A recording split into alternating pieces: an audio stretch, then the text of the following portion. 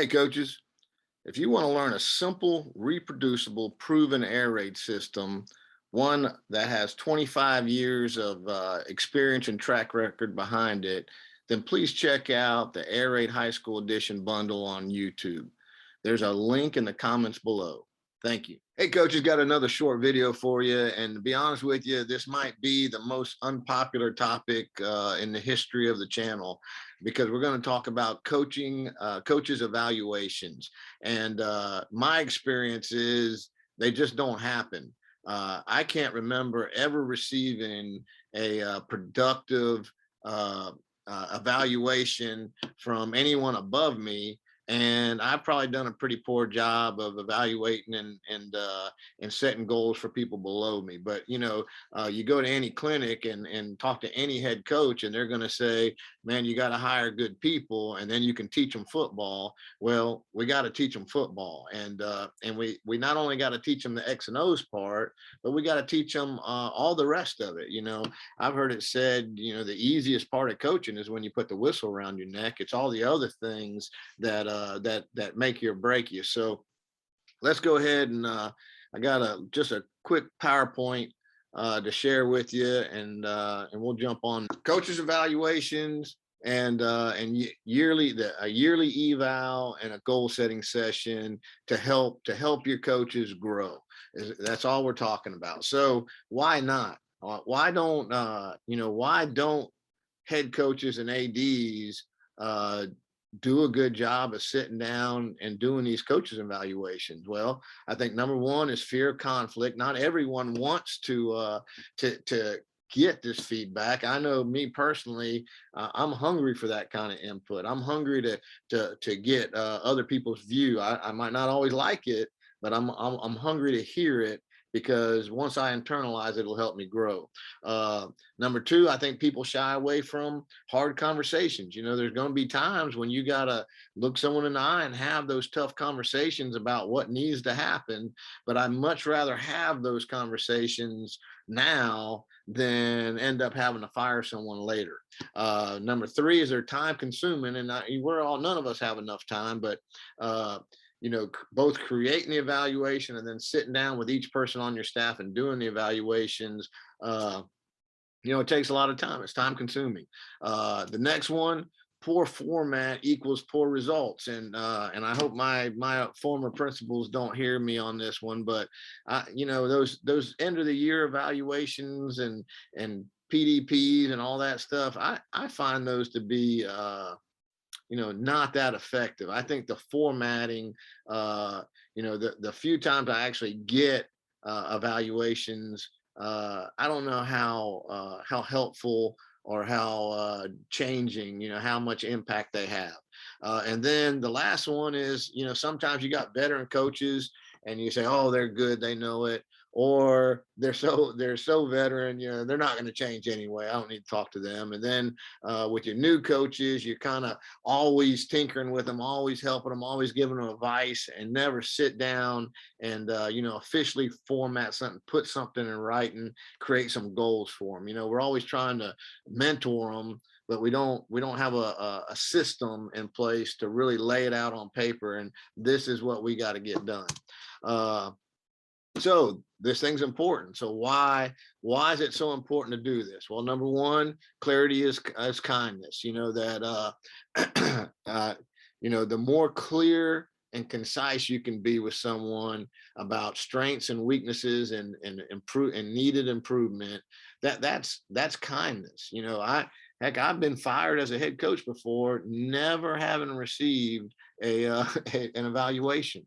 Never once did someone sit down and say, hey, here's where you're good, here's where you're bad, here's where you need to improve. And I've seen assistant coaches, the same thing happen to them. So to really be clear with them before we get to those danger areas where, man, I'm gonna have to get rid of this guy, I better start documenting, that kind of stuff. Before we get to the I need to document stage, let's get to the let's help this guy get better stage. The goal is continuous improvement, and I don't think there's any better way than to have a system in place where you yearly sit down and talk about where we want to go and how we want to get better. No feedback equals no growth. You know, if you're not, especially with young guys, I mean, their life is so busy anyway. Really, all of if you're a teacher coach, your life is busy all the dang time, and if you're not given or receiving feedback, then life will take over, and life will keep you so busy you don't have time to focus on getting better. The next one, if you're a leader, that's part of your job. Your job is to develop your people and to make them better and to help them improve. And if you're not doing evaluations, when do you do that? When do you help them get better if you're not doing some kind of formal evaluation? Next one, develop and focus on a growth mindset. You know, some people have a growth mindset and some people don't. Well, the people that have a strong growth mindset, they're gonna do this stuff anyway. They're gonna read books, they're gonna go to clinics, they're gonna watch videos, they're gonna do all those things anyway. But what about the good guys on your staff that, you know, their life is busy and they just don't even think that way. They don't think about what they got to do to get better. We've all got guys on our staff that where when football ends, they stop thinking about football, and then the next year football starts cranking up, and that's when they start thinking about football again. So you got to develop that growth mindset on you know, what are we going to do to get better between now and the beginning of the season.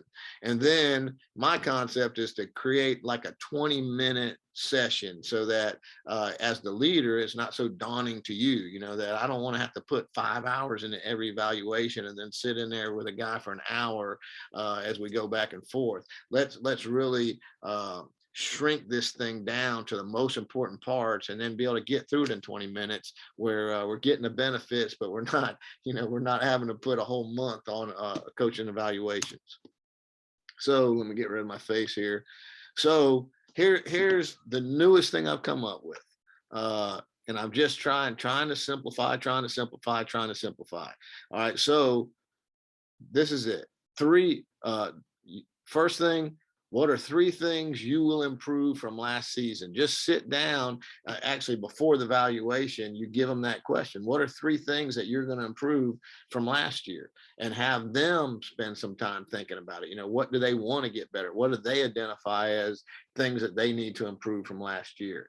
Number 2, all right, here are 3 things I would like to see you improve. You know, give them 3 things, and it could be simple from make sure you're not the first guy running out of here every day to you know, to deeper things. Then three resources: 1 book to read, 1 clinic to attend, 1 video to watch. There's 3 simple deals there that help them get better as a coach. So just trying to simplify and really get to the most important parts of this process. And you could see that conversation would not take, you know, that might be a 15-20 minute conversation easily. You could easily get it done in that amount of time. So that's what the goal is, and that's what we're shooting for. And that's it. If we could shrink this thing down to 20 minutes, maybe a half hour to prepare and 20 minutes to actually get it done, we'd probably all be much more willing to sit down and evaluate our coaches, and for ADs to evaluate their head coaches. So that's my thought process. We're getting ready to start going through this probably beginning or end of this month. And I'm looking forward to sitting down, especially when I'm giving them the opportunity to come up and say, hey, here's some things that I know I got to get better at. But if you don't give them the process, if you don't officially set this up, then those are things that are going to get pushed off, and then all of a sudden the head coach is getting aggravated because the guy's not getting better as a coach. So that's the thought process. And looking forward to hearing your feedback. Please like, subscribe, and share, and do all those things that we do on YouTube. And I appreciate you, man.